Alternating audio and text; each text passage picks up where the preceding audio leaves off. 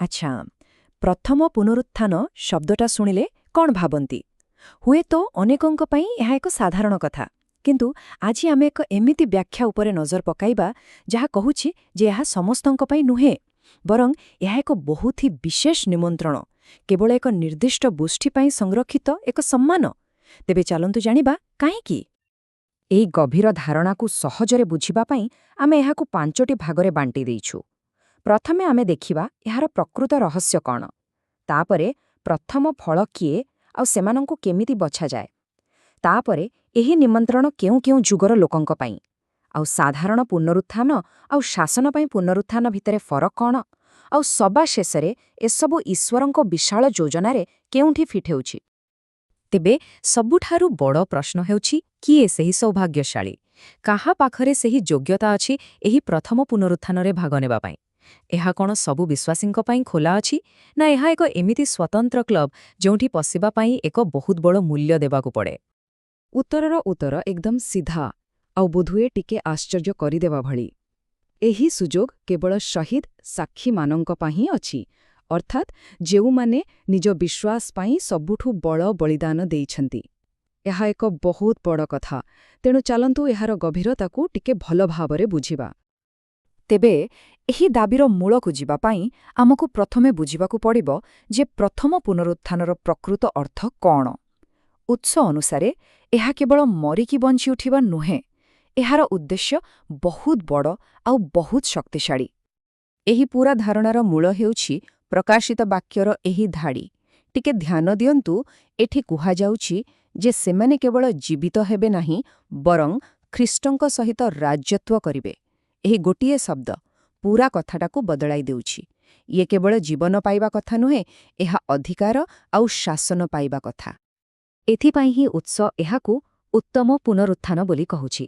ଦେଖନ୍ତୁ, ଏହା ସମସ୍ତଙ୍କ ପାଇଁ ଥିବା ସାଧାରଣ ମୁକ୍ତିଠାରୁ ବହୁତ ଅଲଗା। ଏହାକୁ ଆପଣ ଏକ ବିଜେତାର ପୁରସ୍କାର ବୋଲି ଭାବିପାରନ୍ତି, ଯାହା କେବଳ ସେହି ଶହୀଦମାନଙ୍କୁ ମିଳିବ ଯେଉଁମାନେ ରାଜା ଏବଂ ଯାଜକ ଭାବରେ ଖ୍ରୀଷ୍ଟଙ୍କ ସହିତ 1000 ବର୍ଷ ଶାସନ କରିବେ। ଠିକ୍ ଅଛି, ତେବେ ଏହି ଶାସକ ଗୋଷ୍ଠୀକୁ ଚିହ୍ନଟ କେମିତି କରାଯିବ? ଏଇଠି ପ୍ରଥମ ଫଳର ଧାରଣା ଆସୁଛି। ଉତ୍ସ କହୁଛି ଏହା କୌଣସି ଗୋଟିଏ ଘଟଣା ନୁହେଁ, ବରଂ ଏହା 3ଟି ପର୍ଯ୍ୟାୟରେ ହେଉଥିବା ଏକ ଦିବ୍ୟ ଅମଳ ଭଳି। ଏହି କ୍ରମକୁ ବୁଝିବା ବହୁତ ଜରୁରୀ। ଏହାର ଆରମ୍ଭ ହେଉଛି ଯୀଶୁଖ୍ରୀଷ୍ଟଙ୍କଠାରୁ, ଯେ ପୁନରୁତ୍ଥାନର ପ୍ରଥମ ଆଉ ସବୁଠୁ ବଡ଼ ଉଦାହରଣ। ତାଙ୍କ ପରେ ଆସୁଛନ୍ତି ପେଣ୍ଟିକୋଷ୍ଟ ପରର ବିଶ୍ୱାସୀମାନେ, ଆଉ ଶେଷରେ ଯୁଗର ଅନ୍ତିମ ସମୟରେ 144,000 ଜଣଙ୍କର ଏକ ବିଶେଷ ଗୋଷ୍ଠୀର ଅମଳ ହେବ। ଏଠାରେ ଉତ୍ସ ଏକ ଚାଷ କାମର ଉଦାହରଣ ଦେଉଛି। ପ୍ରାରମ୍ଭିକ ବର୍ଷା ଆଉ ପରବର୍ତ୍ତୀ ବର୍ଷା। ପ୍ରାରମ୍ଭିକ ବର୍ଷା ହେଉଛି ପେଣ୍ଟିକୋଷ୍ଟରେ ଆରମ୍ଭ ହୋଇଥିବା ପବିତ୍ର ଆତ୍ମାର କାମ, ଯାହା ସାଧାରଣ ବିଶ୍ୱାସୀଙ୍କୁ ତିଆରି କରେ। କିନ୍ତୁ ପରବର୍ତ୍ତୀ ବର୍ଷା, ଏହା ଏକ ବିଶେଷ ଅନ୍ତିମ ସମୟର ଆଶୀର୍ବାଦ। ଏହା ସେହି 144,000 ଚଳାଙ୍କ ଉପରେ ବର୍ଷିବ ଆଉ ସେମାନଙ୍କୁ ପୂରା ପରିପକ୍ୱ କରିଦେବ, ମାନବ ଜାତି ଭିତରୁ ପ୍ରକୃତ ପ୍ରଥମ ଫଳ ଭାବରେ ଅମଳ ହେବା ପାଇଁ ଯୋଗ୍ୟ କରିବ। ତେବେ ଏଠି ଗୋଟେ ବଡ଼ ପ୍ରଶ୍ନ ଆସୁଛି, ଏହି ଶହୀଦ ସାକ୍ଷୀମାନେ କ'ଣ କେବଳ ଗୋଟିଏ ହିଁ ଯୁଗରୁ ଆସନ୍ତି?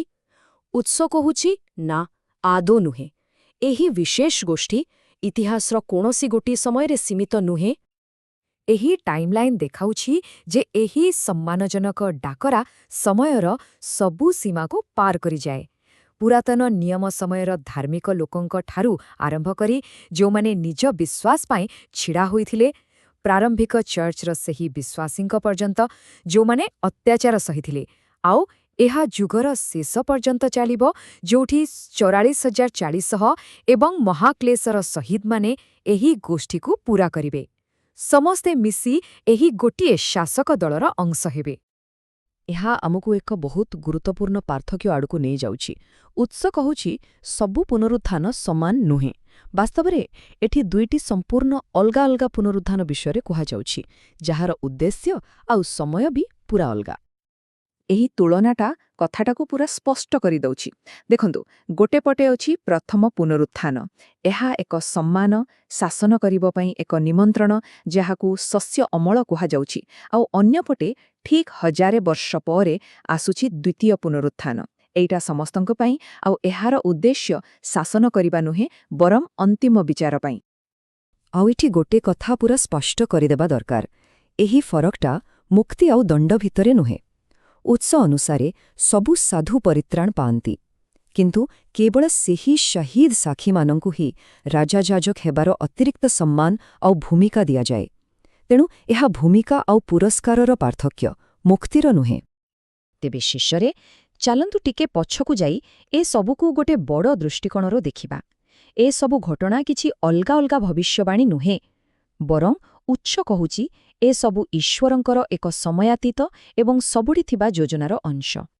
ଏହା ଏକ ବହୁତ ଗଭୀର କଥା। ଉତ୍ସା ଆମକୁ ମନେ ପକାଇ ଦେଉଛି ଯେ ଆମେ ମଣିଷ, ଯେଉଁ ସମୟ ଆଉ ସ୍ଥାନର ସୀମା ଭିତରେ ବନ୍ଧା, ସେଇଟା ସୃଷ୍ଟିକର୍ତ୍ତାଙ୍କ ପାଇଁ ଲାଗୁ ହୁଏ ନାହିଁ। ସେ ସମୟର ବନ୍ଧନର ମୁକ୍ତ ଆଉ ଆରମ୍ଭରୁ ଶେଷ ପର୍ଯ୍ୟନ୍ତ ସବୁକିଛିକୁ ଏକା ସାଙ୍ଗରେ ଦେଖୁଛନ୍ତି। ଏହା ତାଙ୍କର ସମ୍ପୂର୍ଣ୍ଣ ସାର୍ବଭୌମତ୍ୱକୁ ଦର୍ଶାଉଛି। ସେ କେବଳ ସମୟ ଆଉ ସ୍ଥାନର ସୃଷ୍ଟିକର୍ତ୍ତା ନୁହନ୍ତି, ସେ ଏହାର ବାହାରେ ଅଛନ୍ତି। ସେ ସବୁକିଛିର ପୂର୍ବରୁ ଥିଲେ ଆଉ ସବୁକିଛିର ପରେ ବି ରହିବେ। ସେ ହିଁ ଏକମାତ୍ର ଆରମ୍ଭ ଏବଂ ଏକମାତ୍ର ଶେଷ। ଆଉ ଏହା ଆମକୁ ଏକ ଚମତ୍କାର ସିଦ୍ଧାନ୍ତରେ ପହଞ୍ଚାଉଛେ, ଏହି ପୂରା ସୃଷ୍ଟି କେବଳ ତାଙ୍କରି ଇଚ୍ଛା ଆଉ ଶକ୍ତି ଦ୍ୱାରା ହିଁ ତିଷ୍ଠି ରହିଛି। ପ୍ରତିଟି ମୁହୂର୍ତ୍ତରେ ସେ ହିଁ ସବୁକିଛିକୁ ଏକାଠି କରି ଧରି ରଖିଛନ୍ତି। ଏହା ତାଙ୍କର ନିରନ୍ତର ସକ୍ରିୟ ଶକ୍ତିର ପ୍ରମାଣ। ତେବେ ଏହି ମହାନ ଯୋଜନାର ପରିପ୍ରେକ୍ଷୀରେ ଉତ୍ସୟ ଶହୀଦମାନଙ୍କୁ ସବୁଠାରୁ ବଡ଼ ସାକ୍ଷୀ ଭାବରେ ଦେଖାଯାଉଛି। ସେମାନେ ନିଜ ଜୀବନ ଦେଇ ସତ୍ୟର ସାକ୍ଷ୍ୟ ଦେଇଥିଲେ। ଏହା ଆମ ସମସ୍ତଙ୍କ ପାଇଁ ଗୋଟିଏ ପ୍ରଶ୍ନ ଛାଡ଼ିଯାଉଛି। ଆଜିର ଦୁନିଆରେ ଯେଉଁଠି ପରିସ୍ଥିତି ଅଲଗା, ଜଣେ ପ୍ରକୃତ ସାକ୍ଷୀ ହେବାର ଅର୍ଥ ପ୍ରକୃତରେ କ'ଣ?